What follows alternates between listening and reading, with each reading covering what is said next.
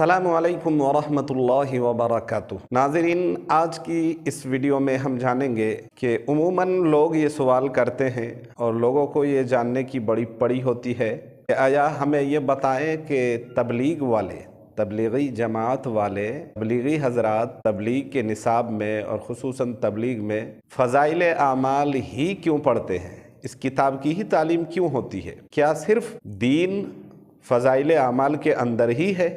क्या सारा दीन का निचोड़ और खुलासा इसी में है? क्या इसके अलावा और कोई ऐसी किताब नहीं है? क्यों पढ़ते हैं? इसके पीछे क्या हिकमत है?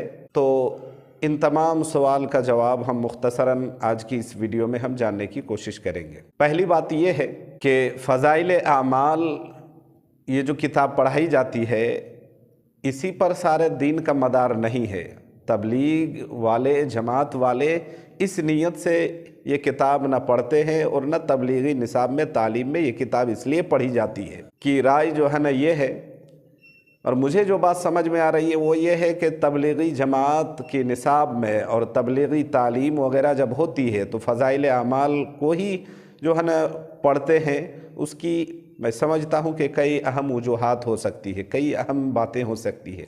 नज़र हो, पहली बात उनमें से ये जहन में आ रही है कि हो सकता है कि लोगों के जहन में नरमी पैदा करना, इसलिए कि आम आदमी, एक साधारण पब्लिक, आम आदमी जो पढ़ा लिखा नहीं है, कोई हाफिज़ कारी मौलवी नहीं है, बहुत जो है ना ज़्यादा जो है ना अक्ल व दानिशमंद नहीं है, उसके सामने अगर बड़े बड़े मसाइल, फ़िक़ा और पेचीदा मसाइल, अगर कुरान की तफसीर, ये चीज़ें अगर आती हैं तो उससे जो है ना दिल उसका उकताएगा, जहन उसका हटेगा या बटेगा और उसको जो है ना उतनी रग़बत नहीं होगी। इसलिए ये किताब पढ़ाई जाती है ताकि उसका दिल नरम हो और उसे ये बातें समझ में आए। तो एक वजह तो ये हो सकती है। दूसरी वजह यह है कि ताकि उसके दिल में इसका शौक़ और ज़ौक़ हो। आम तौर पर फ़ज़ाइल आमाल जो किताब है, इसमें जो रिवायात आई हैं, जो बातें लिखी हुई हैं, जो अहादीस आई है,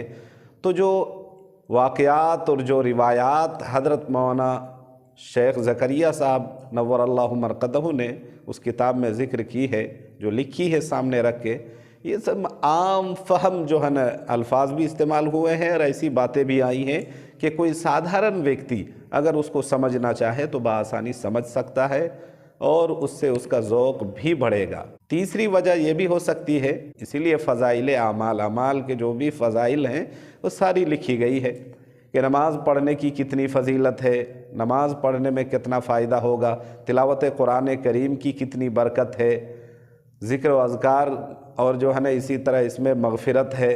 तो जब इस तरह की बातें वो जानेंगे कि इन आमाल की ये फ़जीलतें हैं और इतनी इसमें बरकत है, इतनी मग़फ़िरत है, तो बंदे के अंदर शौक़ पैदा होगा, ज़ौक़ होगा, रग़बत होगी, तो उससे वो मज़ीद जो है ना उसमें दिलचस्पी बढ़ेगी और वो ज़्यादा से ज़्यादा करेगा। एक वजह ये भी हो सकती है। इसके अलावा हज़रत मौलाना शेख ज़करिया साहब नव्वरल्लाहु मरक़दहू ने जब ये किताब लिखी थी तो तमाम हाल व अहवाल को सामने रख कर ये किताबें लिखी गई थी कि हर आम व ख़ास में ये किताब को बहुत ज़्यादा मकबूलियत हासिल हुई है।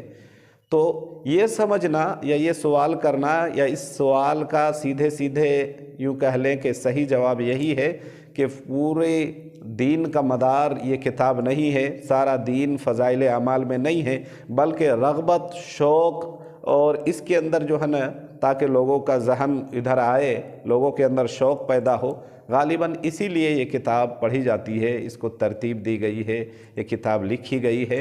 इसके अलावा बहुत ज़्यादा जो लोग सोचते हैं ऐसा नहीं सोचना चाहिए। लेकिन बहुत सारी जगहों से ऐसी ख़बरें में मौसूल हुई हैं कि जी इमाम साहब ये शिकायत करते नज़र आते हैं कि जी सुबह फजर की नमाज के बाद जो है ना तफसीर कुरान का यहाँ मामूल है, लेकिन लोग करने नहीं देते।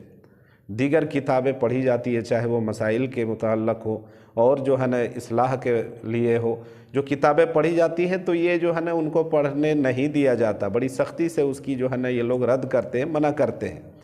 तो याद रहे, ऐसा बिल्कुल भी नहीं करना चाहिए। कुरान करीम की तफसीर जहाँ होती है, जो लोग करते हैं तो उसका होना चाहिए। اس کو پابند بنائیں اور لوگ اس کو ترجیح بھی دیں، انشاءاللہ ثم انشاءاللہ خاطر خواہ اس سے فائدہ ہوگا۔ اور جو لوگ دھڑلے سے منع کرتے ہیں، سرے سے منع کرتے ہیں، یا اس کی جو ہے نا اس کی تردید کرتے ہیں یا رد کرتے ہیں، تو ان لوگوں کو سمجھ لینا چاہیے کہ بھائی وہ آپ غلطی پر ہیں، ایسا ہرگز نہ کریں۔